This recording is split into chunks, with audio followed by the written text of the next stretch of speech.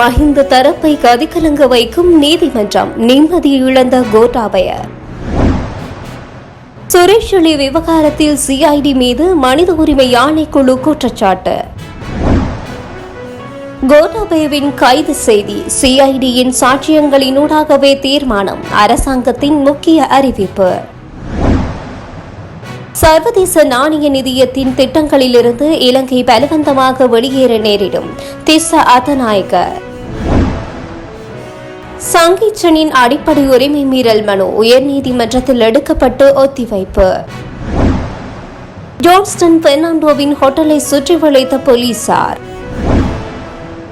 யாழ் போதனாவில் இளம்பெண்ணை அவமானப்படுத்திய வைத்திய நிபுணர், காவல் நிலையத்தில் முறைப்பாடு. உடைந்த நிலையில் மனித எலும்புக்கூடுகள், ஆய்வுகளின் பின்னரே உண்மை வெளிவரும், சட்டத்தரணி நிரஞ்சன் தெரிவிப்பு.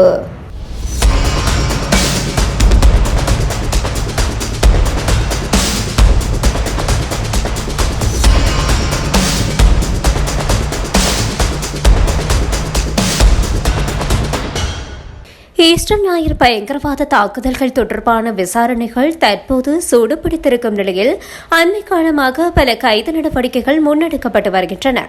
அந்த வகையில் ஈஸ்டர் ஞாயிறு பயங்கரவாத தாக்குதல் தொடர்பான விசாரணைகள் குறித்து பயங்கரவாத தடுப்பு சட்டத்தின் கீழ் தன்னை கைது செய்வதை தடுக்கும் உத்தரவை கோரி முன்னாள் ஜனாதிபதி கோட்டாபய ராஜபக்ஷ மேன்முறையீட்டு நீதிமன்றத்தில் மனு தாக்கல் செய்திருந்தார்.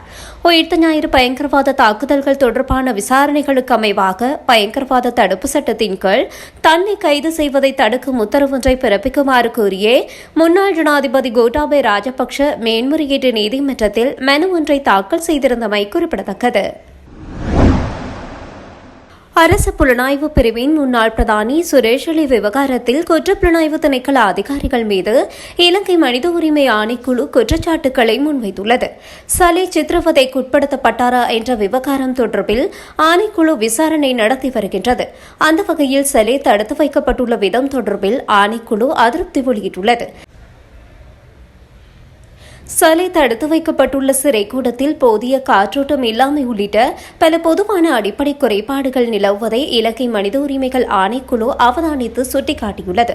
தடுப்பு காவலில் உள்ள சுரேஷ் அலி பல்வேறு சித்திரவதைகளுக்கு ஆளாக்கப்படுவதாக கிடைத்த முறைப்பாடு குறித்து ஆணைக்குழு தொடர்ந்து விசாரணைகளை முன்னெடுத்து வருவதாக தெரிவித்துள்ளது.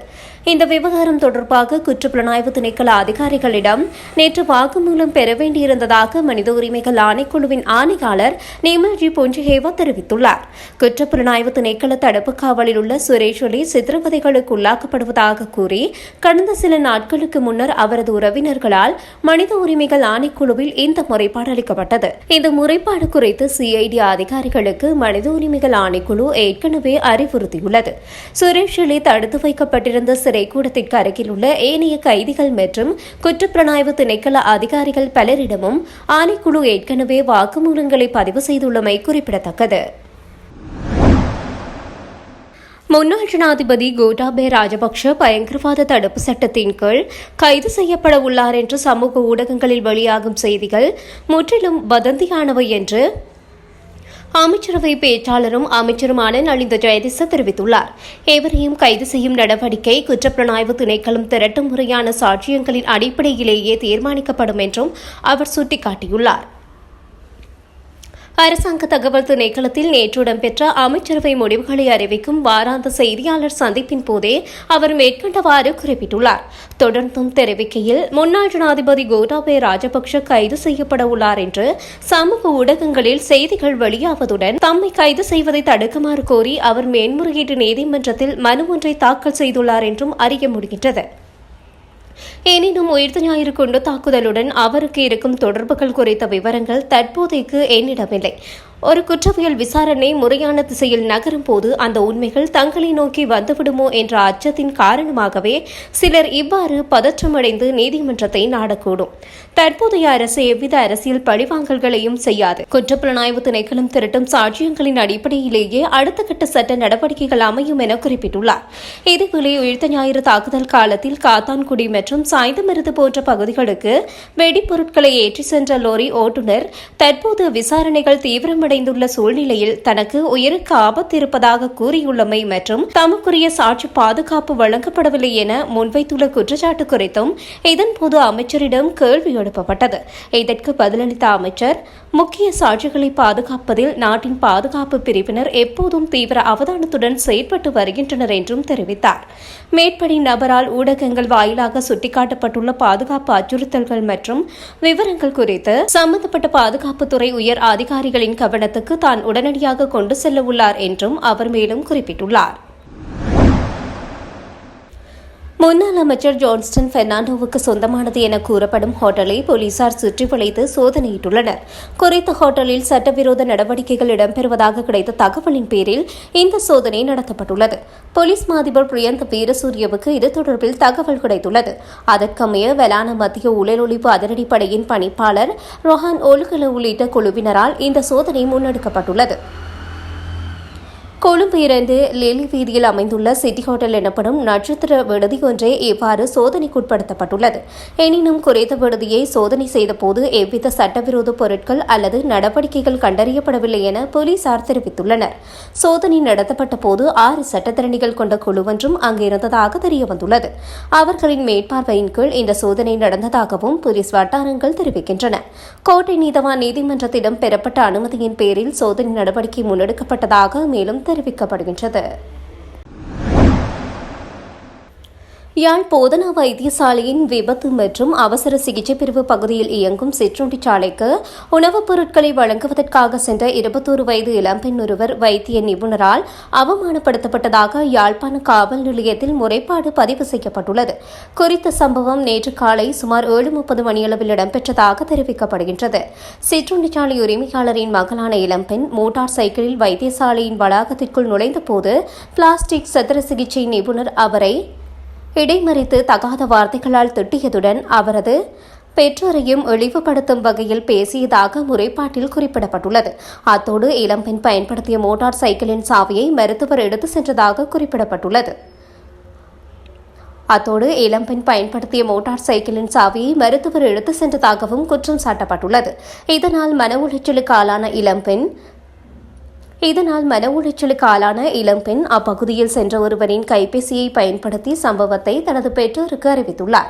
இதையடுத்து சம்பவ இடத்திற்கு வந்த அவரது தந்தை மகளை வீட்டிற்கு அழைத்து சென்றதுடன் பின்னர் குடும்பத்தினர் யாழ்ப்பாணம் காவல் நிலையத்திற்கு சென்று சம்பவம் தொடர்பில் முறைப்பாடு செய்துள்ளனர்.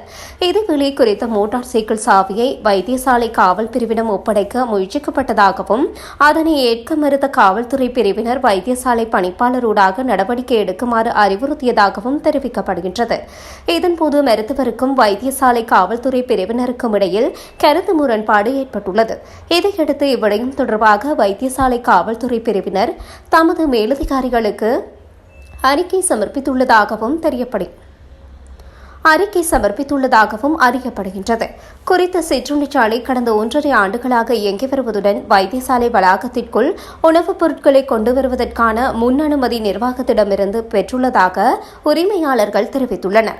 இந்த நிலையில் மாலை வேளையிலும் சிற்றுண்டி வளாகம் சென்ற உரிமையாளருடன் மீண்டும் முரண்பாடு ஏற்பட்டதாகவும் அதில் மற்றொரு வைத்திய நிபுணரும் உடனிருந்ததாகவும் தெரிவிக்கப்படுகின்றது.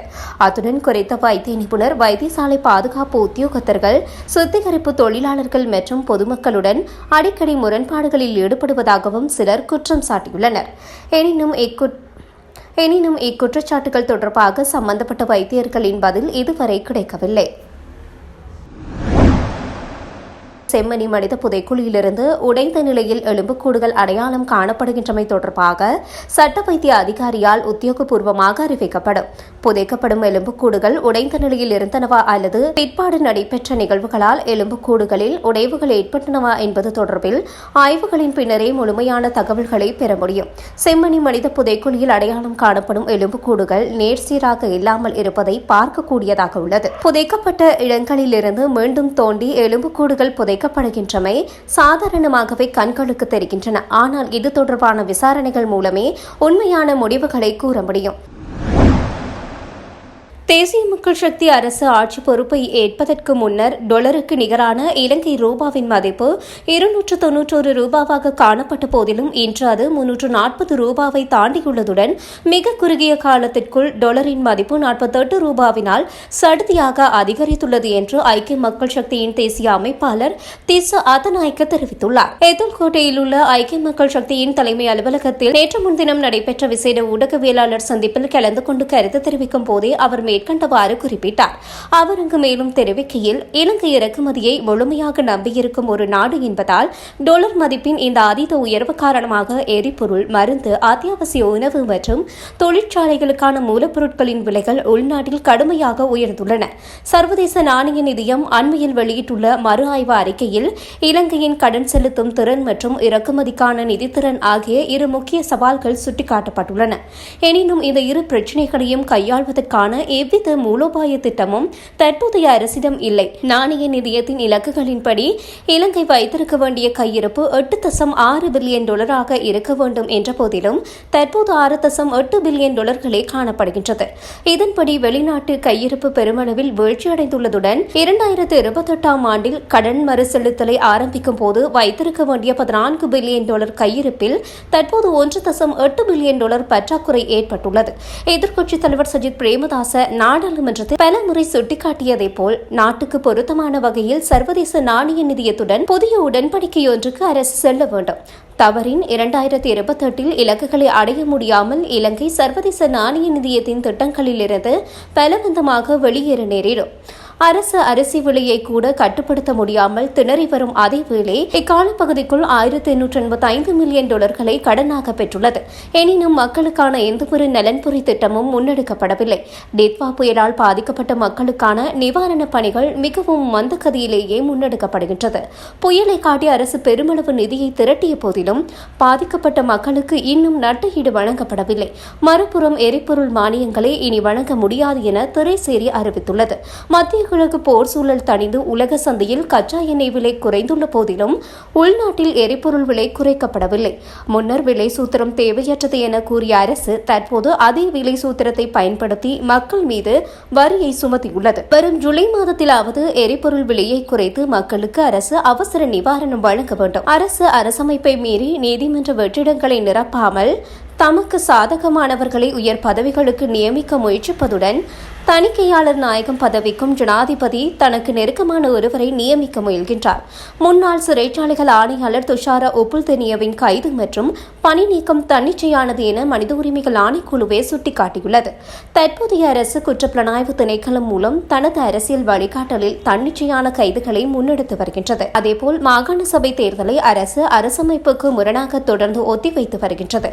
பழைய விகிதாசார முறையின் கீழ் ஒரே நாளில் மாகாண சபை தேர்தலை நடத்துவதற்கான சட்டத்தடைகளை நீக்க அரசுக்கு ஆதரவளிக்க ஐக்கிய மக்கள் சக்தி தயாராக உள்ளது. தேர்தலுக்கு ஒதுக்கப்பட்ட நிதியை வேறு தேவைக்கு பயன்படுத்த முடியாது என்பதால் அரசு தேர்தலை எதிர்கொள்ள பயந்து ஓடக்கூடாது என்றும் தெரிவித்துள்ளார். தேர்தலுக்கு ஒதுக்கப்பட்ட நிதியை வேறு தேவைகளுக்கு பயன்படுத்த முடியாது என்பதால் அரசு தேர்தலை எதிர்கொள்ள பயந்து ஓடக்கூடாது எனவும் தெரிவித்துள்ளார். சொலிசை பாடகர் சங்கீஷன் பயங்கரவாத தடுப்பு சட்டத்தின் கீழ் கைது செய்யப்பட்ட போது அதை ஆட்சேபித்து உயர்நீதிமன்றத்தில் தாக்கல் செய்யப்பட்ட அடிப்படை உரிமை மீறல் மனு உயர்நீதிமன்றத்தில் எடுத்துக் கொள்ளப்பட்ட பின்னர் ஜூலை 14 திகதியிடப்பட்டது.